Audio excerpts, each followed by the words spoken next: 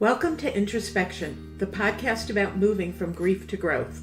I'm Amy Lindner-Lesser, your host. Introspection started out as a podcast about hospitality, innkeeping, and innkeepers. After about a year, I realized that my life and interests have morphed from hospitality to helping others navigate from grief and loss to growth and living. In this new version of Introspection, I will be talking about my personal experiences with loss, and there are quite a few, what I've learned along the way through my professional training, as well as from my coaching experiences. I'll also be bringing in guests to share interesting ideas. So grab a beverage, find a comfy place, take a deep breath, and listen in. Hi, everybody, and welcome back to Introspection, Grief to Growth. I'm your host, Amy Lindner-Lesser, and today I want to share some things that I've been thinking about lately. The world is really sort of crazy right now. We've got a lot of upheaval. We've got wars being fought. We've got hurricanes. We've got tons of unrest and tons of sadness. We've got our own political stuff, which, regardless of which side you're on, the whole election coverage has been very tense and lots going on. And I don't know, but I do know that for me, it has been extremely unnerving and upsetting. And I'm finding it really tough to maintain my cool, to maintain my steadiness and more evenness, that I get more intense and a bigger variety of emotions with everything going on in the world. Do you? I find that little things tick me off. Things that in a normal time, I'd be okay. But my patience is being tried, and I admit I'm not always the most patient person, and it's really tough. I was talking to one of my mentors the other day, and what I realized was that, like most people, I'm in the middle of a life transition. We all are. The big worldwide life transition or life quake, COVID-19.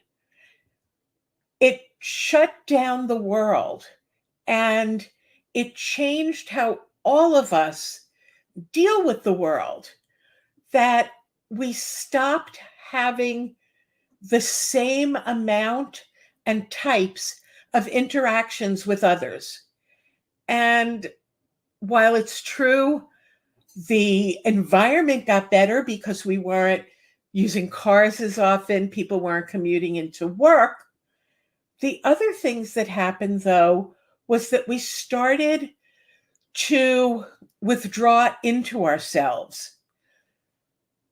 I think most people lost friends, families, loved ones to COVID, that there were so many people who died because of it, directly because of it, of complications from it, that we also grieved for those people, and we grieved for our own lives that were upended so strangely. And I know that most of us are still living in a modified way. We haven't gone back to pre-COVID ways, but COVID hasn't disappeared either.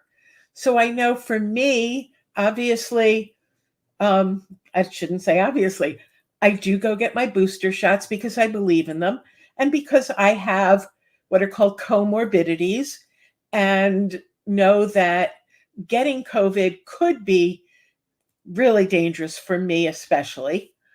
And I also have found that I don't avoid going out in public. However, I'm pickier. I'm more conscious of it. I keep a mask. Actually, I keep 3 masks hanging on the turn signal on my steering wheel column so that if I go into the doctor's office for just a regular checkup, I can wear them because I don't know if somebody's coming into the doctor's office because they've got COVID. Um, I started using a shopping service so that I rarely go into a supermarket anymore because I was finding people got a little too close. They weren't thinking. They've stopped wearing masks for the most part. They sneeze and cough without covering their nose and mouth. I don't want to be exposed. I'll knock on wood or my head. As far as I know, I haven't gotten COVID, and I hope I don't. And I will continue to do those things that protect me. But what I realized is that they've also kept me isolated. And for those of you who don't know, I live alone. I do have a dog who you might see walking behind me or hear him snoring. He's in the chair right next to me right now. And I have cats. Unfortunately, I haven't trained any of them to talk back to me. So I don't converse with people in person all the time. Because I work from home, I do the recordings from my office at home. I work with clients on Zoom. I'm in meetings on Zoom. Most of my life is run on a computer screen. And recently, I switched to having pre-made meals delivered to my home because I don't enjoy cooking for myself. When I cooked at the inn, I was cooking for lots of people.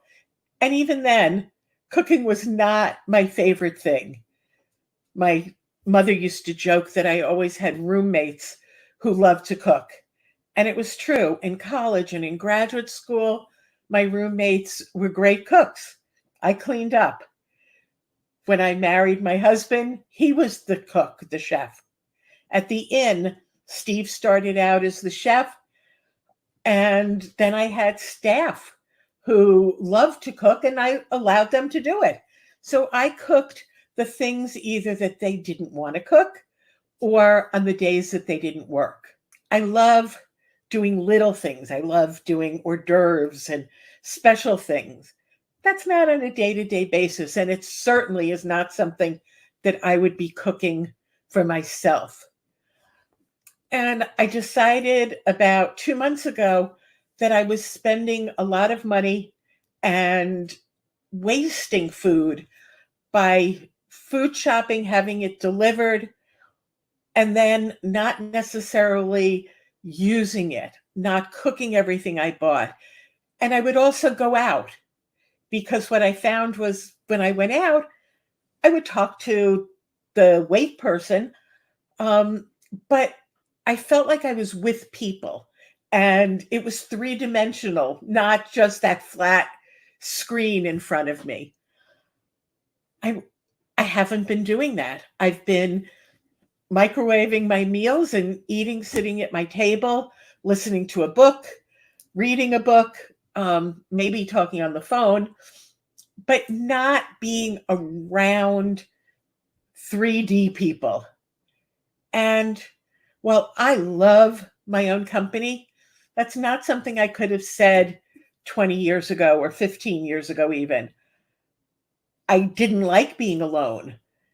As an only child until I was 40, I always surrounded myself with friends and made sure that I was doing something with other people. And then I learned that I was really good company for myself. And so I'm okay with that. I don't need to have people around me. But I've realized that I need to see and to feel the energy of people, as my kids would say, IRL, in real life. I need the three-dimensional. I missed, especially during COVID, I missed getting a hug from a friend as a greeting. I missed shaking hands.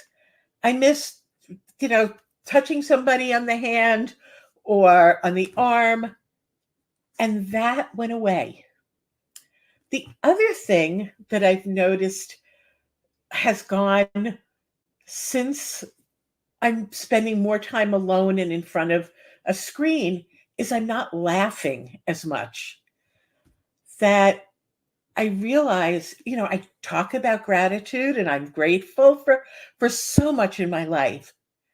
And yet I don't laugh as much.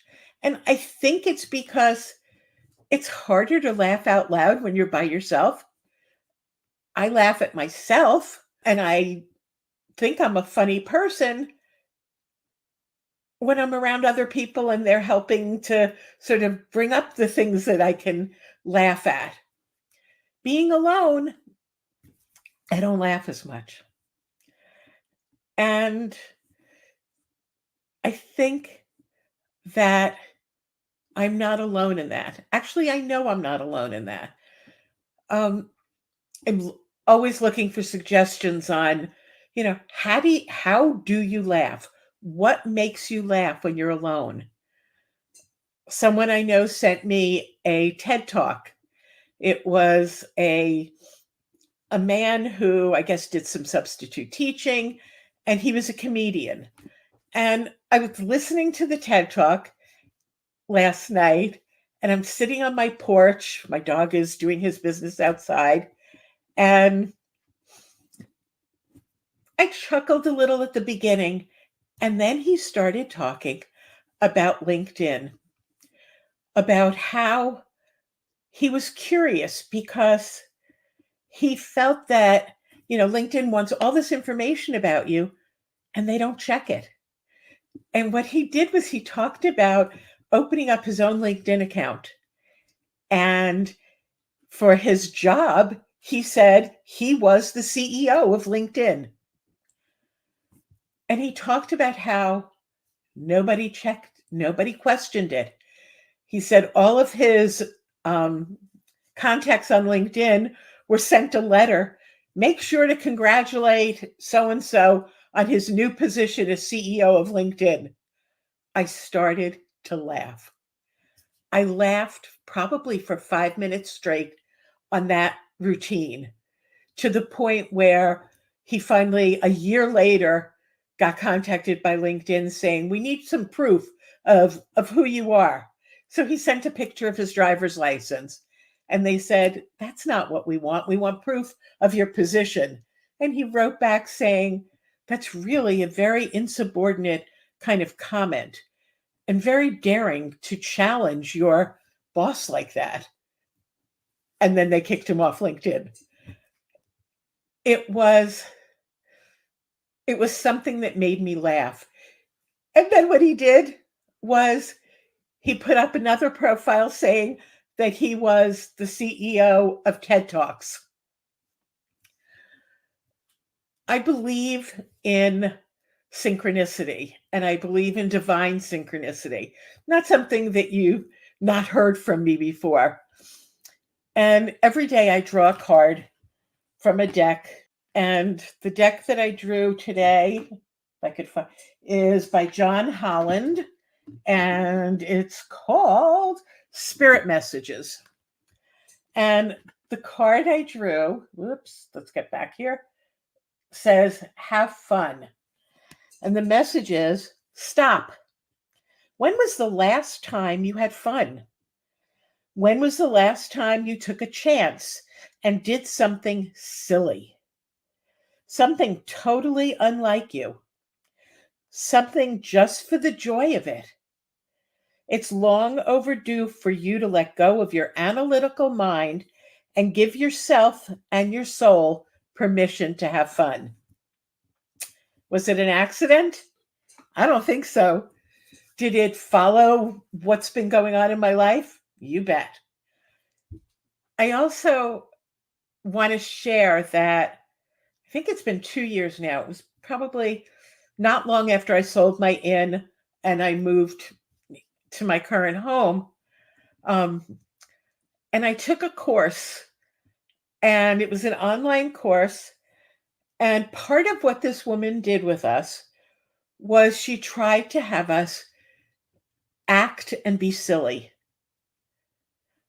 As adults, many of us have given up being silly. We don't want to be made fun of. We're self-conscious. We're embarrassed. And this card brought that back up to me because I didn't like to be silly. I wanted to be taken seriously, and I wanted to be maybe a role model, an expert.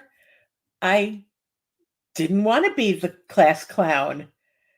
And yet, when I could do something that made people laugh in the group, it made me feel great.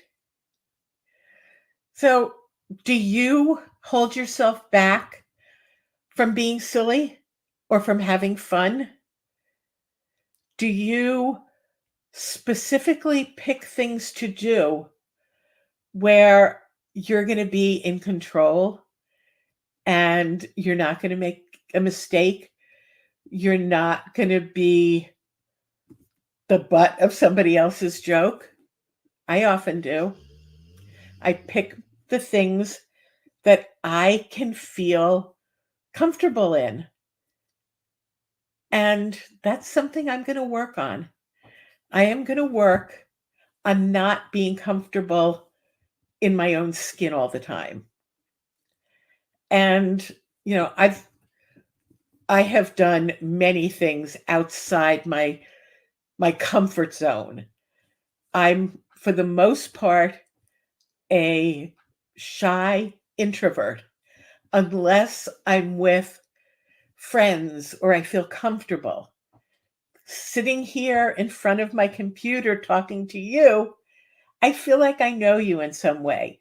You're one of those people in my inner circle. You're here to support me. It's easier. It's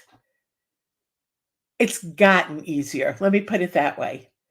This week, I celebrated my 3rd anniversary as a podcaster. That was something I never, ever thought I would do. And yet I saw something. Again, it was a divine synchronicity. I saw a post about creating a podcast a little over 3 years ago. And I said, you know what? I'm going to do this. I want to have a podcast. And I took the course. And within, I think the course was a 3-month course. Before the end of the course, my first podcast was live. And many of the people in the podcast course decided that they were not going to do solo podcasts because it was too scary. And I said, yeah, I agree with you. It's scary. That's what I'm doing first. I'm going to get it out of the way and I'm going to do it. And what I realized was I can do it. I can do whatever I set my mind to do. And so can you. That having the comfort in pushing ourselves into the unknown and allowing ourselves the ability to not be perfect, maybe to fail, is okay. And the more we do what makes us scared, the better we get at it. Same thing happened with me back in college. I would write extra papers so I didn't have to deliver a talk in front of the class. And when I got to grad school, I said, you know what? I left that girl behind. I'm going to take advantage of everything. And I pushed myself. And I started raising my hand in class instead of and giving the answer to the person next to me. I raised my hand and said, I know. And then in between my first and second year in grad school, I had a summer job where I talked about sex to groups of women. And here I was, not wanting to stand out, wanting to shrink back into the background. And I was standing and talking to groups of women about sex. You can do it too. The thing that we want to remember is that we all go through major life transitions. Often, they take years to get through. There are skills involved and steps, although it's not linear, meaning it doesn't go one step, two steps, three steps. It's much more spiral like and or cha-cha like. You do one step here and then you come back a step. You may go to the left, you may go to the right. It's not linear. We may repeat steps because there either was something we missed or it's changed a little and we need that skill again. And it's all okay. You are exactly where you need to be at any point in time. So, push yourself. Find joy in your life. No matter what you're going through, it's okay to find joy. Find those silver linings because they exist. It takes thinking outside the box sometimes. Sometimes it takes a friend or a family member to help point those things out. It takes sometimes some distance from an event, but it's there.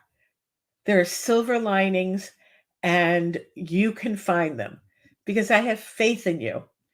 And I have faith in divine synchronicity, that there is a God, there is a universe, there is spirit, whatever you believe in, that is there helping us. And with that, a few days ago, my third book was released. It is Divine Synchronicity, and it's 23 authors, all women, talking about magic, miracles, and manifesting, looking at and following the signs that the universe, that the divine, that God set in front of us. And I have a story in here too. I want to encourage you to pick up a copy and read through it. It's 23 chapters and each one stands alone. So you can pick it up and have it as nighttime reading. Read a chapter before falling asleep. I just got my copy and I have been reading through it. Tears of joy, as well as a little bit of laughter. So help yourself. It's a great gift for the women in your life. It helps us realize the possibilities when we take the time to observe the signs around us, to listen to the words, the messages that we may be hearing. It's all there for us. Take the time to laugh, to have fun, to realize that you're not alone in this world. Find the people who can support you emotionally, intellectually, spiritually, and include them in your life. That's what I'm doing. So until the next time, I love you and I appreciate you. Make it a great day. If you liked what you heard on this podcast and want to hear more, please follow us and tell your friends. You can also find me on Facebook at Amy Lindner Lesser, Grief to Growth Life Coaching, and on LinkedIn at Amy Lindner Lesser.